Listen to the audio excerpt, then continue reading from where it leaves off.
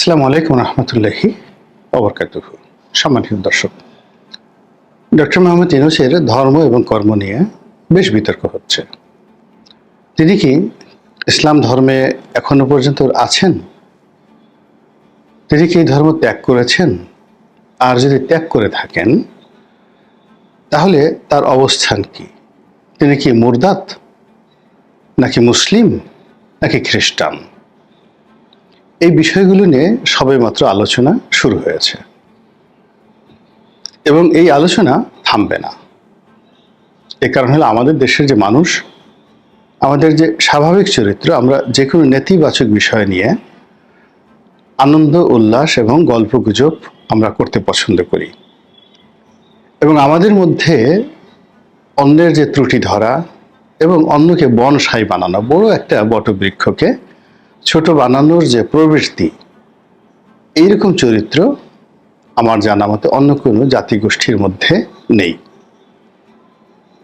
তো সেই দিক থেকে আমরা ধর্ম নিয়ে, সংস্কার নিয়ে, কুসংস্কার নিয়ে, বংশ নিয়ে, মর্যাদা নিয়ে, চেহারা নিয়ে, চরিত্র নিয়ে প্রায় সবসময়ই ব্যঙ্গ করে থাকি এবং এটা আমাদের অস্থিমজ্জার সঙ্গে মিশে রয়েছে। তো সেই দিক থেকে ডক্টর মোহাম্মদ ইউনূস এখন যেহেতু রাজনীতির ময়দানে এসেছেন, এখন তিনি কেবলমাত্র একজন নোবেল পুরস্কার প্রাপ্ত বা নোবেল লরিয়েট নন, তিনি রাজনীতির একজন খেলোয়াড়।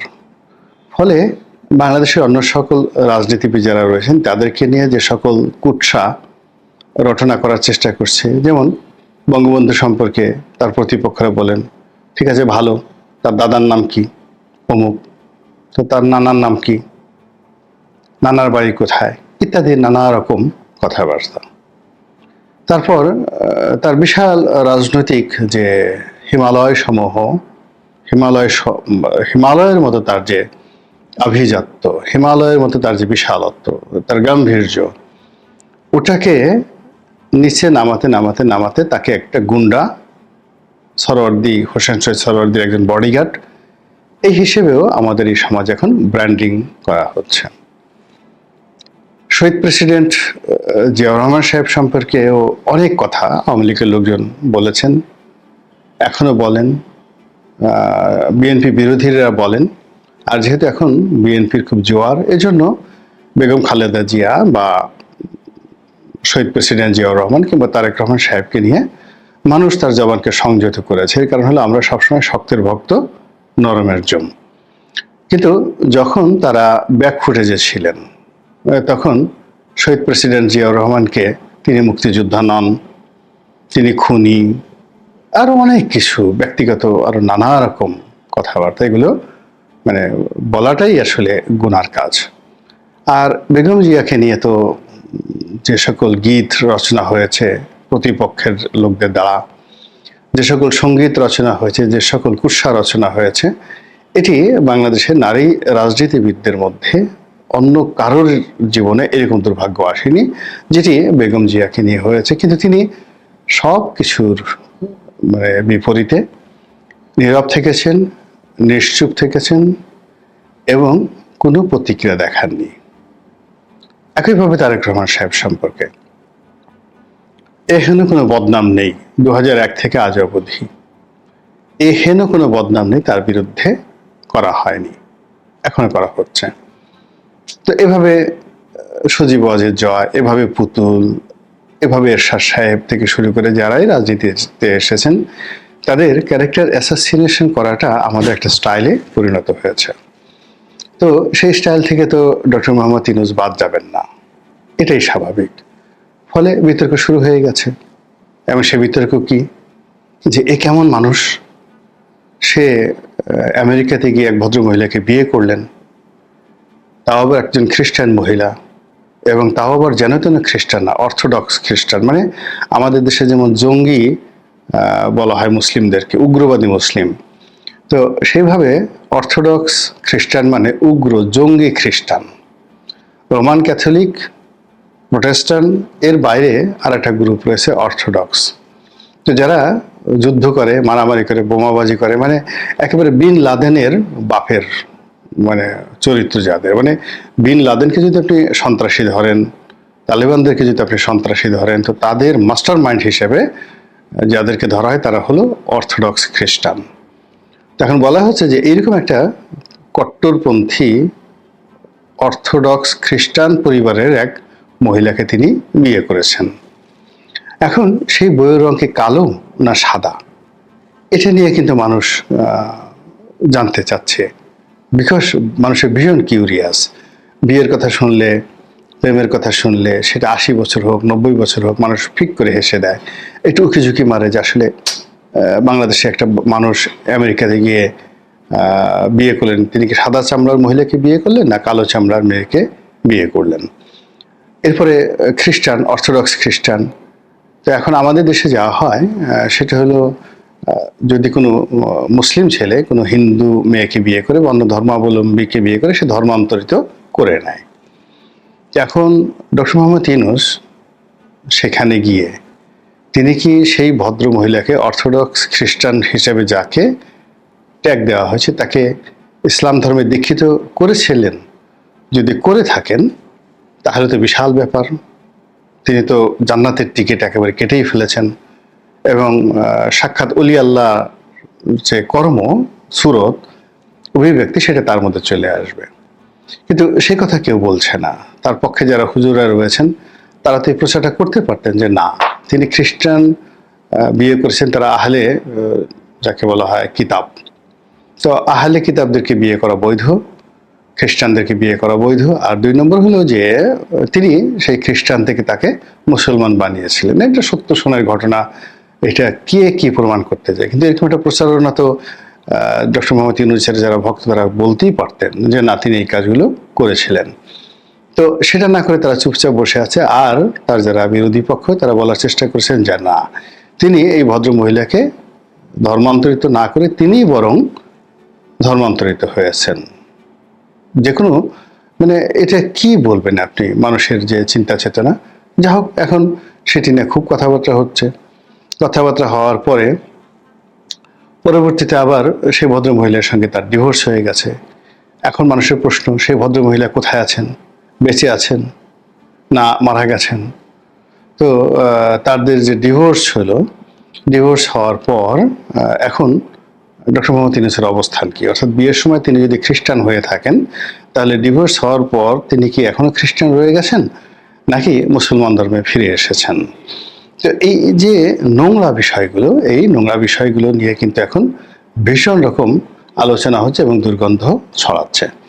এবং আপনি আমি আমাদেরকে সিদ্ধান্ত নিতে হবে। আমি ব্যক্তিগতভাবে যদি আমাকে ধরেন, আমি আসলে এই বিষয়গুলো নিয়ে আলোচনা করতে একেবারেই নারাজ।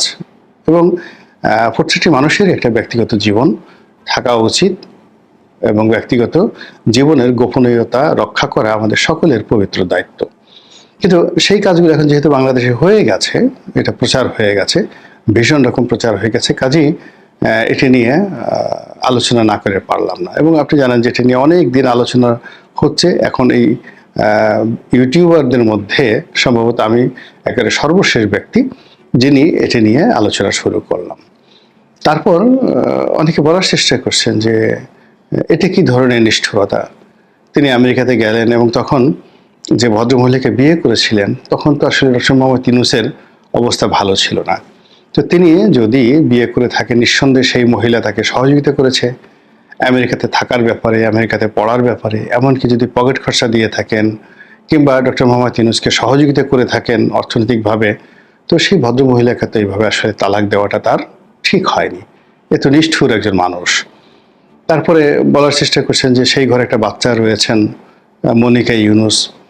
মধ্যে তার কিছু ভিডিও ভাইরাল হয়ে গেছে যে তিনি আমেরিকাতে গান করেন, বিভিন্ন স্টেজে গিয়ে গান গান। তো এদেরকে অপেরা শিল্পী বলা হয় আমেরিকাতে। তো আমরা ডক্টর মোহাম্মদ ইউনূস নোবেল পুরস্কার পাওয়ার পরেই প্রথম জানতে পারলাম যে তার আর একটা বিয়ে আছে এবং তার আর একটা মেয়ে আছে, এবং যে কিনা গান গায়। এবং সেই মেয়ে সেই 11-র ওই সময়টাতে একদিন সম্ভবত আমেরিকাতে তো জানেনই সবাই, মদ খায়, ক্যাসিনোতে যায়, ডিস্কোতে যায়, ক্যাবারে যায়। যেহেতু তিনি বিভিন্ন সেই অপেরাতে গিয়ে গান করেন, সঙ্গীত শিল্পী, শুধু সঙ্গীত শিল্পী না, ডিস্কোতে গিয়ে, ক্যাবারেতে গিয়ে, সব জায়গাতে গিয়ে যদি তিনি ড্যান্স করেন, অপেরাতে গিয়ে ড্যান্স করেন, নাচেন, তো তাদের যে জীবনযাত্রা, সেই জীবনযাত্রার মধ্যে বিয়ার খাওয়া, মদ খাওয়া, এগুলো আমাদের দেশের পানি খাওয়ার মতো। আমেরিকাতে সব জায়গাতে রাস্তার পাশের ছোট ছোট দোকানগুলোতে আপনি দিদারসে সিগারেট পাবেন না, কিন্তু মদ পাবেন। তো ওইরকম মদ খাওয়ার পরে তো যে কোনো মানুষেরই ফ্রাস্ট্রেশন হলে মদ খায়, বা মদ খাওয়ার পরে মানুষের কথা একটু এলোমেলো হয়, এই কোন এক বদমাইশ এরকম একটা ছবি ছেড়ে দিল সব জায়গাতে। এবং সেটি নিয়ে বাঙালি কি হলো, ভীষণ রকম বিরক্ত হলো যে ডক্টর মোহাম্মদ ইউনূস, তার মতো একজন মানুষ, তার কন্যা এরকম হবে, ইত্যাদি ইত্যাদি। কিন্তু কন্যার ব্যাপারে তিনি কি করবেন? কন্যার বিয়ে হয়েছে, বড় হয়েছে, তার মায়ের সঙ্গে তার ডিভোর্স হয়ে গেছে। তো সঙ্গত কারণেই কন্যার সঙ্গে তার যে সম্পর্ক, এটা একটা ফর্মাল রিলেশন, কিন্তু কন্যা অন্তর থেকে তার পিতাকে শ্রদ্ধা করবেন, এটা হয় না। এটা মায়ের উপর নির্ভর করবে। মা যদি তার বাবাকে শ্রদ্ধা না করে, সন্তান কখনোই করে না। তো সেদিক থেকে আমরা বাস্তবতা না মেনে শুধুমাত্র সেই আবেগের বশে মনিকাকে ইউনূসের সঙ্গে জড়িয়ে দিচ্ছি, যে এটা কি ধরনের কথা। তো এনিওয়ে, এটি নিয়ে আলোচনা হচ্ছে যে একে তো সন্তানের সাথে তিনি সম্পর্ক রক্ষা করেন না, তারপরে স্ত্রীর সঙ্গে সম্পর্ক রক্ষা করেন, এরপরে বাংলাদেশে যখন আরেকটা বিয়ে করেছেন, তো সেই বিয়ে তার স্ত্রী এখন অসুস্থ, বিছানায় পড়ে থাকেন, তিনি কাউকে চেনেন না। কেবলমাত্র ডক্টর ইউনূস নিজেই বলছেন যে তাকে ছাড়া আর কাউকে চেনেন না, ডক্টর মোহাম্মদ ইউনূসকে ছাড়া চিনেন না, এবং ডক্টর মোহাম্মদ ইউনূস যদি তাকে না খাইয়ে দেন তাহলে তিনি খান না। এই কথা শুনে তো আমরা ভীষণ রকম আবেগপ্রবণ হয়ে গেলাম শেখ হাসিনার জমানাতে, যে এত বড় একজন মানুষ, তার ব্যক্তিগত জীবনে এই ট্র্যাজেডি, আর এই মানুষটিকে শেখ হাসিনা এত কষ্ট দিচ্ছে, সি সি সি সি।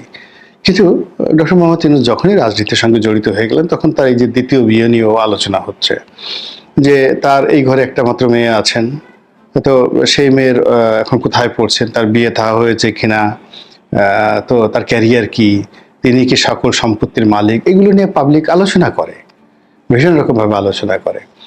দ্বিতীয়ত হলো যে তার যে এই স্ত্রী, তার হঠাৎ এই রোগ হলো কেন, তার কি কোনো মানসিক প্রেশার ছিল, কষ্ট ছিল, বেদনা ছিল, হঠাৎ করে তার মুখ বন্ধ হয়ে গেল কেন, এগুলো নিয়ে মানুষ চিন্তা ভাবনা করছে। তারপরে মানুষ এখন প্রশ্ন করা শুরু করছে যে ঠিক আছে, তিনি তো ডক্টর মোহাম্মদ ইউনূসকে ছাড়া কাউকে চেনেন না, তার হাতে ছাড়া খান না, এটা ডক্টর মোহাম্মদ ইউনূস বলেছেন। তো এই যে গত 10 মাস ধরে তিনি না হলেও 10 থেকে 11 বার দেশের বাইরে গেছেন, এবং সব মিলে প্রায় 70 দিন তিনি এই দেশের বাইরে অবস্থান করেছেন। তাহলে এই যে 70 দিন মানে 2 মাসের 10 দিন, এই 2 মাস 10 দিন, 10 মাসের মধ্যে 2 মাস 10 দিন তিনি শুধু বিদেশেই কাটিয়েছেন। তো এই সময় এই অসুস্থ ভদ্রমহিলার কি হয়েছে? এবং আমরা অনেক সময় দেখেছি যে তার এই বিদেশ সফরের সঙ্গে তার কন্যাটিও তার সঙ্গে চলে গেছে। ফলে এই অসহায় ভদ্রমহিলা যিনি এখন বিছানায় পড়ে আছেন, তার তদারক কে করেছে? এটি কি ওনার মেডিকেল টিম করেছেন, এখন যে প্রধান উপদেষ্টার মেডিকেল টিম, অথবা গ্রামীণ ফোনের কর্মকর্তারা করেছেন, বা গ্রামীণ ব্যাংকের কেউ করেছেন, নাকি তিনি কি অবস্থায় আছেন? এখন তিনি তো বাংলাদেশের ফার্স্ট লেডি এই মুহূর্তে, তো তার সম্পর্কে মানুষ জানতে চাচ্ছে।